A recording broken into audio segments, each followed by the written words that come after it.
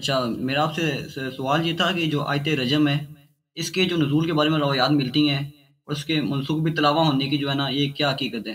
تو آئے رجم قرآن میں جو موجودہ قرآن ہے اس میں تو نہیں ہے نا، احادیث میں ہے، شیعہ میں اور غیر شیعہ میں، کہ یہ آیا قرآن میں تھی لیکن اس کو جمع نہیں کیا گیا. اور جماعت مخالفین کا حدیث میں ہے کہ عمر نے اس کو لکھنے کی کوشش بھی کی تھی، اور زید بن ثابت کے پاس بھی گیا تھا کہ اس کو لکھ دو.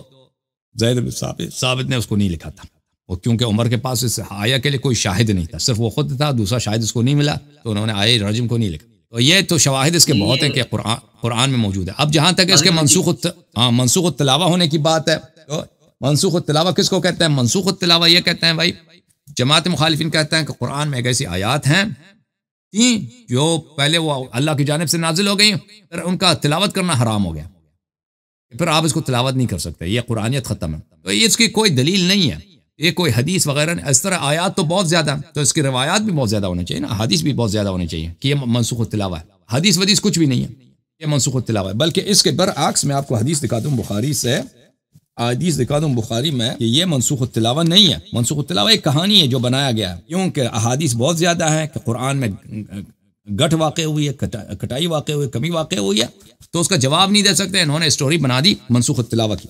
اچھا، ملاحظہ فرمائیے، یہ کتاب صحیح بخاری، شعب دار احیاء التراث العربی، کتاب چھپی ہے کب؟ 2001 میں دار الاحیاء التراث میں. یہ صفحہ نمبر 1267، یہ باب الشہادہ ہے، باب الشہادہ عند الحاکم. اچھا، عمر نے فرمایا لولا ان یقول الناس زاد عمر فی کتاب اللہ لکتبت آیت الرجم بیدی. اگر لوگ نہ کہیں کہ عمر نے کہ قرآن میں اضافہ کیا ہے تو میں اپنے ہاتھ سے آیت رجم قرآن میں لکھ دیتا. لوگ کہہ دیں گے کہ یہ آیت رجم عمر نے اضافہ کیا، اس لیے میں نہیں لکھتا. تو پتہ یہ چلا کہ یہ آیت رجم کو مانتا.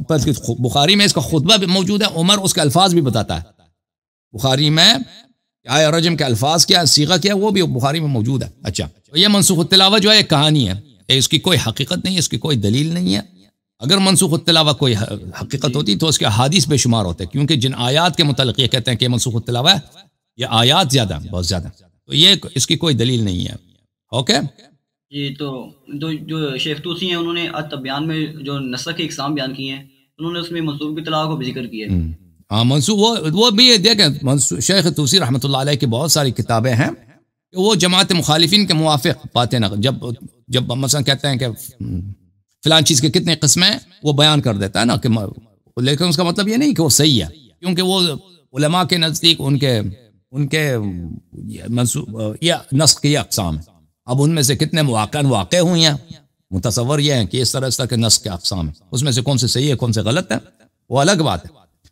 تو یہ علامہ حلی کی کتاب میں بھی ہے، اس کی کتاب میں بھی ہے، لیکن اس کا کوئی سپورٹ، یہ ایسا واقع بھی ہوا ہے، ایسا کوئی چیز ہے بھی منسوخ التلاوہ کے نام سے، نہ قرآن میں اس کی مثال ملتی ہے، نہ حدیث میں، نہ شیعہ حدیث میں، نہ مخالفین کے حدیث میں. جی، اچھا، مطلب بعض شیعہ مفسرین نے اس کے منسوخ بالتلاوہ ہونے کا دعویٰ کیا ہے. وہ ان کا اجتہاد ہے، اس کی حدیث نہیں ہے، اجتہاد ہے. جیسے آپ نے جو روایت ہے، شیعہ علماء جو کہتے ہیں نا، شیعہ علماء کا عقیدہ منسوخ التلاوہ پہ نہیں ہے، لیکن بعض علماء کہتے ہیں، جب وہ حدیث کے متعلق پوچھتے ہیں نا، حدیث کے متعلق آتے ہیں کہ یہ حدیث میں یہ لکھا ہے، یہ آیا قرآن میں تھی، پھر وہ کہتے ہیں کہ قیل، یہ کہا گیا ہے کہ یہ منسوخ التلاوہ میں سے. لیکن شیعہ کا کسی کا عقیدہ نہیں ہے کہ منسوخ التلاوہ بھی کوئی چیز ہو، ٹھیک ہے نا. وہ قیلہ کے طور پہ مذکور ہے، قول کے طور پر اس قیلہ سے بھی مراد کیا ہے، اس سے جماعت مخالفین ہے. لیکن دیکھیں، اگر کوئی عالم کہہ بھی دے نا، مثلا عالم آپ کو ملتا ہے، اس نے کہہ دیا کہ آیا منسوخ التلاوہ ہے، یہ کوئی اس سے کچھ ثابت نہیں ہوتا. عالم کا قول اس وقت صحیح ہے کہ اس کے اگر پاس دلیل ہے، ٹھیک ہے نا. عالم کو بہت سارے کچھ کہا جاتا ہے، عالم کے قول سے کچھ ثابت نہیں ہوتا. عالم کے پاس اگر قرآن ہے، سنت ہے تو بات صحیح ہے، اگر قرآن سنت نہیں ہے تو اس کی بات جو بکواس ہے. سمجھ میں آئی نا بات؟ حق منحصر ہے، حجیت منحصر ہے قرآن میں اور سنت میں. علماء کے اقوال، علماء کے آراء یا ان کے اجتہادات ہیں، صحیح ہو سکتے ہیں، غلط ہو سکتے ہیں.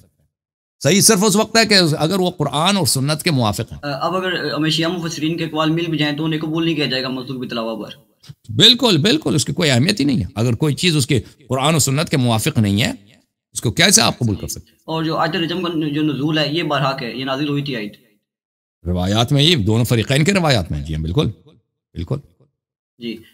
اور یہ جو سورۃ التحریم کی آیت ہے، سغت قلوبکما، اس کی تفسیر میں اہل سنت کی کتب سے کن صحابہ کرام سے مروی ہے کہ زاغت قلوبکما، صحیح سند کے ساتھ؟ یہ بہت سارے صحابہ سے ابن عباس سے مروی ہے، عبداللہ بن مسعود دونوں سے مروی ہے، ابن جریر طبری میں دونوں سے مروی ہے۔ آپ نے یہ دو روایات پیش کی تھی، لیکن اس پہ اعتراض کرتے ہیں کہ اس کی سند میں مجرور راوی موجود ہیں، تو کیا تفسیر میں بھی سند کی اہمیت ہوتی ہے؟ دیکھیں یہ جو کہتے ہیں نا کہ تفسیر میں آپ کے پاس روایت ہی نہیں ہے نا، مشکل یہ ہے تفسیر میں۔ وہ احمد ابن حنبل کا قول ہے، احمد ابن حنبل کیا کہتے ہیں کہ 3 چیزوں میں ہمارے پاس حدیث ہے ہی نہیں، مغازی، ایک مغازی ہے، ایک تفسیر ہے، اور ایک سیرہ ہے نبی صلی اللہ علیہ وسلم، 3 چیزوں میں مغازی۔ میں دیکھ لوں پورے آپ کے پورے کتب میں تفسیر کے فقط 30 حدیث صحیح ہیں، وہ نکال لیتا اس کو جناب سیوطی اتقان کے آخر میں۔ ایک منٹ میں آپ کو لکھا دیتا ہوں، مجموعۃ الفتاوی ابن تیمیہ الحرانی جلد نمبر 13، اور یہ خود حنبلی تھا، یا حنابلہ کے آراء کو بہت اچھی طرح جانتا ہے، ابن تیمیہ بہت بڑا محقق ہے۔ جلد نمبر 13 صفحہ نمبر 186 میں وہ کیا فرماتا ہے ابن تیمیہ؟ قال الامام احمد ابن حنبل نے فرمایا ثلاثة امور ليس لها اسانید، التفسیر والملاحم والمغازی، تفسیر، ملاحم و فتن یعنی آئندہ کے حالات کی پیشگوئی کے مطابق جو احادیث ہیں، اور مغازی، اس میں ہمارے پاس اسانید نہیں ہے، کیونکہ اس کے اغلب اس کے اسانید ایسے ہیں کہ ان کے رجال ان کے نزدیک، اور محدثین کے مختلف طبقے ہوتے تھے، بعض محدثین جو اس طرح کے حدیث نقل کرتے تھے، دوسرے محدثین اسے اعراض کرتے تھے، اس کو تضعیف کرتے تھے، اس لیے تو۔ لیکن اصل یہ ہے کہ سغت کا لغت میں بھی صرف عبداللہ ابن مسعود، یہ اس کے سب سے واضح دلیل یہ ہے کہ سغت کا مطلب زاغت ہے وہ صرف عبداللہ ابن مسعود کا قول نہیں ہے، صرف ابن عباس کا قول نہیں ہے، بہت سارے تابعین کا قول ہے۔ پھر کتب لغت میں جب جاتے ہیں، پھر جب اس میں بھی اس کا معنی سغو جو ہے، اس کا معنی زیغ ہے، اس کا معنی ہے ٹیڑھا ہونا، یعنی خود قرآن صریح الفاظ میں کہہ رہا ہے۔ عبداللہ ابن مسعود کی جو روایت ہے، اس کے مصحف میں آیا یہی تھا، ان تتوبا الی اللہ فقد زغت قلوبکما، اس کا تو یہ ہے عبداللہ ابن مسعود کا، اس کے مصحف میں یہ تھا، ٹھیک ہے نا؟ ہاں اس کے مصحف میں یہی تھا نا، وہ تو مجھے نہیں معلوم، دیکھیں کہ یہ آپ کے کتب میں کثرت کے ساتھ، ایک دو روایت تو نہیں ہے نا، کثرت جو ایک موضوع پر اگر روایات زیادہ آ جائیں تو وہ خود دلالت کرتی ہے صحت پر۔ دیکھیں میں آپ کو متن دکھا دیتا ہوں، دیکھیں وہ خود، یہ تو محدثین کے نزدیک بہت بڑا قاعدہ ہے کہ ایک حدیث جو ہے اگر وہ کئی طرق سے مروی ہو تو وہ اس کی صحت کی دلیل ہوتی ہے۔ پہلی بات اس کو یاد رکھیں۔ پھر لغت میں سغت کا مطلب یہ زیغ ہے۔ کتاب العین ہے خلیل ابن احمد فراہیدی کی، جلد نمبر 2، چاپ دار الکتب العلمیہ، کتاب چھپی ہے سنہ 24۔ اس میں آئیے آپ کو لے کے چلتے ہیں صفحہ نمبر 399 میں۔ صغا میل فی الحنک وفی احد الشفتین، میل ٹیڑھے پن کو کہتے ہیں۔ اگر کسی کا اس کو کیا بولتے ہیں اردو زبان میں؟ چن کو ہم تو ٹھڈی بولتے ہیں۔ ٹھڈی بولتے ہو تسی؟ ہاں مجھے نہیں معلوم، اردو فارسی میں زنخ بولتے ہیں، عربی زبان میں حنک بولتے ہیں۔ کسی کے حنک میں یا کسی کے لبوں میں، ہونٹوں میں کجی ہو، ٹیڑھا ہو تو اس کو کہتا ہے بلے، اس کو صغو بولتے ہیں۔ ورجل اصغى وامرأة صغوى وقد صغي يصغى صغوا، بلے یعنی وصغوك الیہ ای میلک، میل کو بولتے ہیں، ٹیڑھے پن کو بولتے ہیں۔ والاصغاء الامالہ، بالکل صغت النجوم مالت النجوم، ستارے صغو کر گئے، ستارے میل کر گئے یعنی نیچے آ گئے، ٹیڑھا پن آ گیا ان میں، اوکے، اپنے مسیر سے وہ جو ہے، اپنے مقام سے وہ ٹیڑھے ہو گئے۔ لسان العرب لابن منظور الافریقی، مجلد 14، چاپ دار صادر، یہاں پہ ملاحظہ فرمائیے صفحہ نمبر 401۔ صغا یصغی یصغو صغوا صغوا وصغا مالا، یہ دیکھو مالا، میل عربی زبان کس کو بولتے ہیں؟ ٹیڑھے پن کو بولتے ہیں۔ اب جو پسند ہوتا ہے نا، میں مائل ہو گیا اس کی طرف، مجھے میل آ گئی، کیونکہ اس میں بھی انسان ایک طرف مڑ جاتا ہے، انسان ایک طرف توجہ کر جاتا ہے، تو وہ بھی اسی معنوں میں ٹیڑھے پن، اصل اس کا معنی ٹیڑھا پن ہے، میل کا بھی مطلب کیا ہے؟ ٹیڑھا پن ہے۔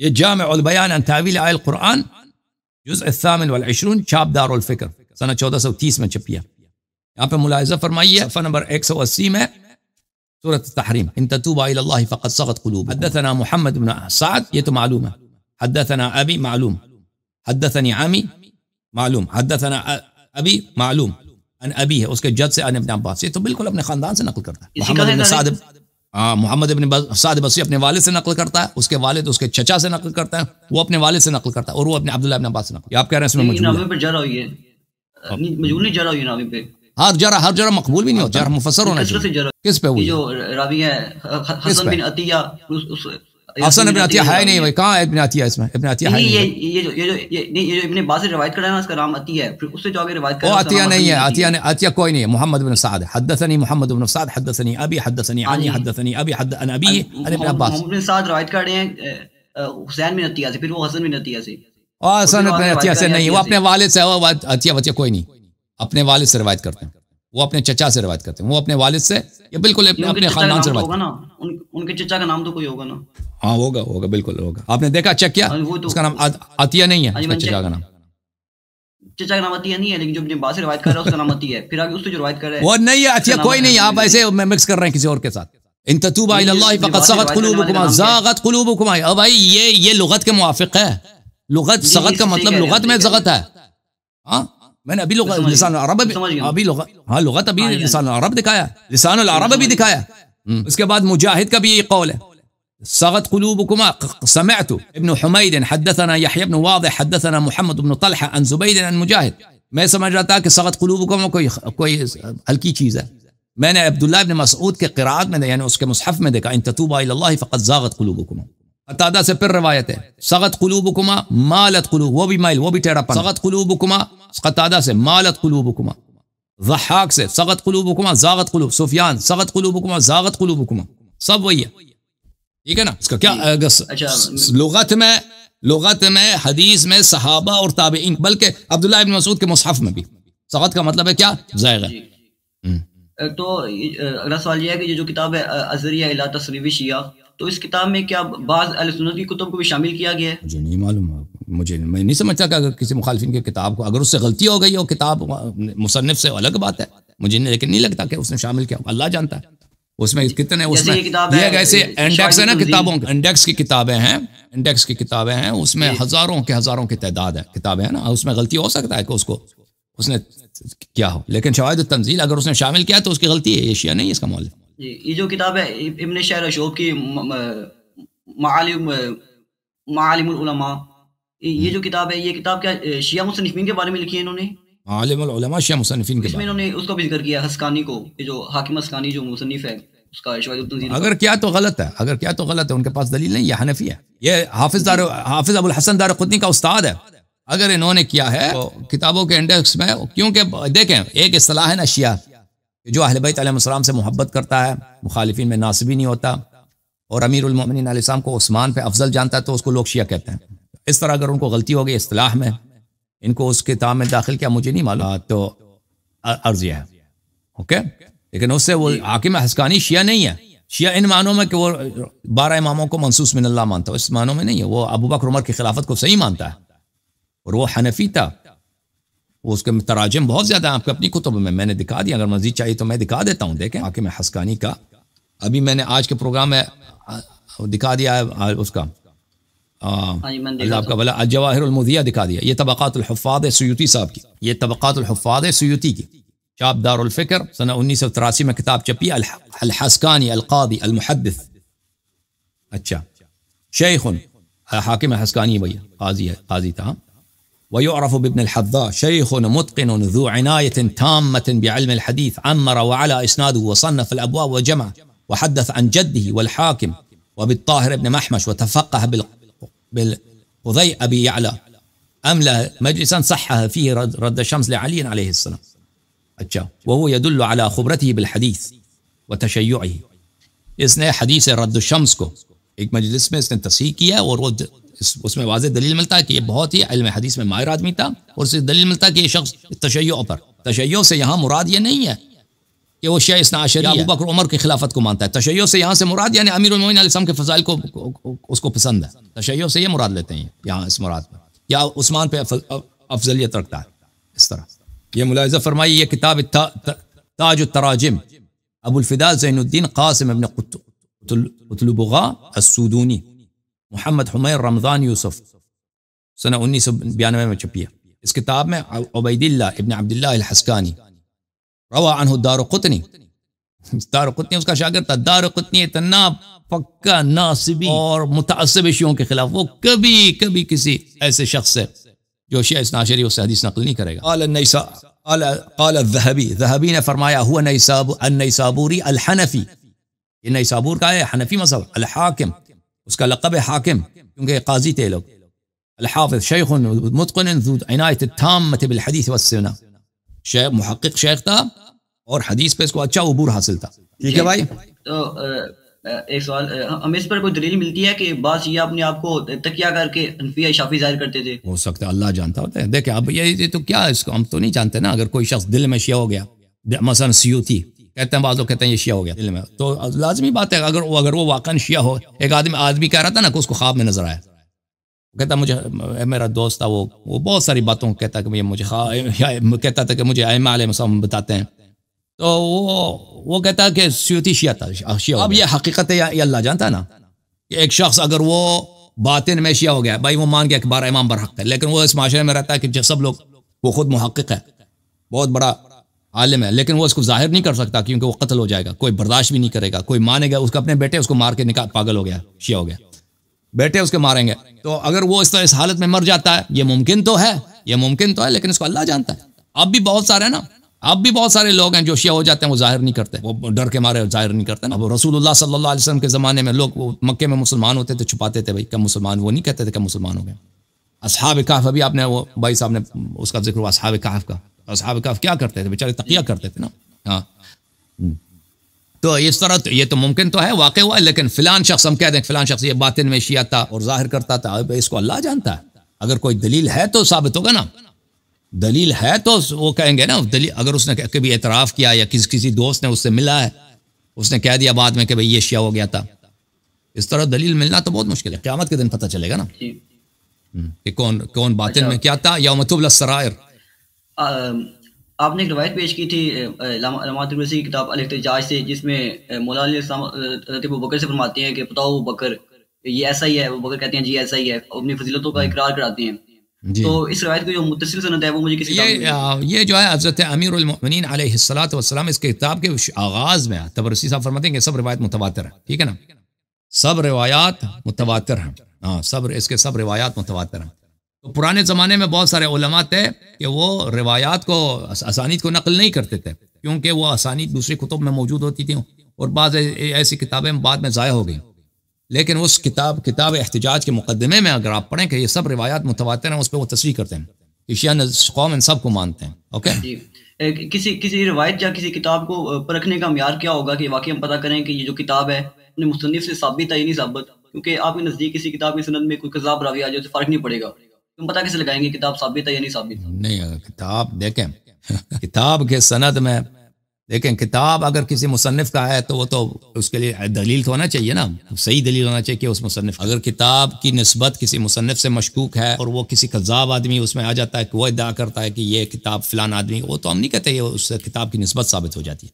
لیکن اگر ایک دفعہ کتاب ثابت ہو گیا ہے فلان مصنف کی ہے، ٹھیک ہے نا، اور وہ اس مصنف کا طریقہ کار یہ ہے کہ وہ کتب سے نقل کرتا ہے، وہ سماع نہیں کرتا. ایک دفعہ تو سماع ہوتا ہے نا کہ میں کسی کے پاس گیا، اس نے کہہ دیا بھائی میں نے فلانے سے سنا، فلانے نے فلانے سے سنا، وہ فلانے نے فلانے سے سنا، فلانے نے فلانے سے سنا، پھر اس نے رسول پاک صلی اللہ علیہ وسلم سے سنی. پھر تو لازمی بات ہے کہ یہ کتاب سے نقل نہیں کر رہا. سنے جن لوگوں نے سنا ہے وہ ہر ایک بھائی ان کا یادداشت کیسا ہے، ان کا سچا ہونا، صادق القول ہونا کیسا، یہ سب دیکھنا تو سب یہ تو لازمی بات ہے.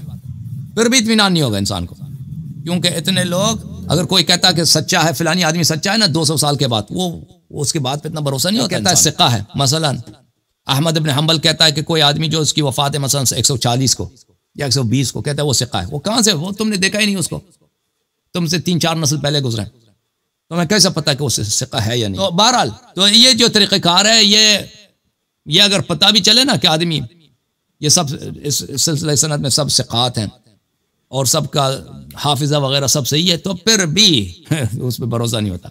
لیکن مصنف اگر وہ کہتا ہے کہ بھئی میں کتب سے نقل کر رہا ہوں، میں امام جعفر صادق علیہ السلام کے اصحاب کے جنہوں نے ان کے حیات میں لکھی گئی ان سے نقل کر رہا ہوں، اور سلسلہ اسانید اس لیے ہے کہ علم حدیث میں اجازوں کی رواج ہے کہ کتاب کے جب نقل کرتے تھے حدیث کے اجازے ملتے تھے، اس لیے ہم حدیث کا ذکر کرتے ہیں. اور جب وہی مصنف دوسری کتاب لکھتا ہے، کہتا ہے کہ بھئی اب سند بہت طویل ہو جائیں گے، اگر میں ایک سند لکھ دوں تو یہ کتاب میری بہت وسیع ہو جائے گی، کیونکہ ہر حدیث کے کتنے اسانید ہیں، تو میں سند لکھتا ہی نہیں. لیکن یہ سب کتب سے ماخوذ ہیں. تو لازمی بات ہے وہاں پہ سند کی اہمیت ہی نہیں ہے، کیونکہ جن لوگوں نے صرف ان کا کام کیا اجازت دینا. اب مثلا آپ گئے کسی آدمی کے پاس، وہ مثلا حفص عن عاصم کا قرات جو ہے نا آپ کو اجازت دے دیتا ہے. مصر میں یہ بہت رواج ہے، قرات کی اجازت ہوتی ہے نا، کہتے ہیں میرے پاس اجازت ہے، خلف کی جو قرات ہے اس کی اجازت ہے، میرے پاس حفص کی اجازت ہے، فلان کی اجازت ہے، رویش کی اجازت ہے. اب اس کے شیخ نے جو اس کو اجازت دی، اب اگر وہ جھوٹا آدمی بھی ہے اس سے کیا فرق پڑتا ہے؟ اس سے کوئی فرق پڑتا ہے؟ کچھ فرق نہیں پڑتا. وہ اگر حرامی ہے وہ اس سے فرق ہی نہیں پڑتا، اس کو اجازت بس یہ قرآن سے ہی پڑتا ہے نا، ختم بات. اس اجازت سے کوئی فرق ہی نہیں پڑتا اس سے.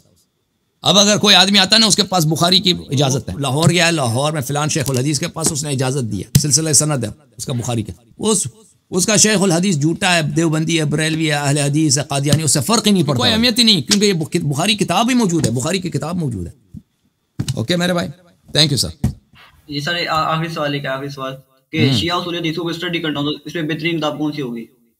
خاتمۃ المستدرک لشیخنا المحدث مرزا حسین النوری.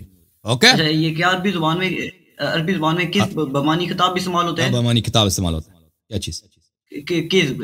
کس بمانی خطاب؟ حزب بمانی کتاب، حزب کتاب، حزب خطا مجھے نہیں معلوم، ہو سکتا ہے، ممکن ہے کہیں استعمال ہو جائے مثلا مجازن استعمال ہو جائے کہ کذب خطا اور ہوتا ہے نا، خطا غلطی ہوتی ہے، کذب یعنی جھوٹ. ہو سکتا ہے کہ کوئی استعمال کرے، وہ قرائن پہ دیکھنا ہو، کیونکہ مجاز کی جو باب ہے بہت وسیع ہے، مجاز کا باب بہت وسیع ہے، یہ کوئی ممنوع نہیں ہے کہ آپ اس کو استعمال نہیں کر سکتے. اوکے، تھینک یو سر، خدا حافظ.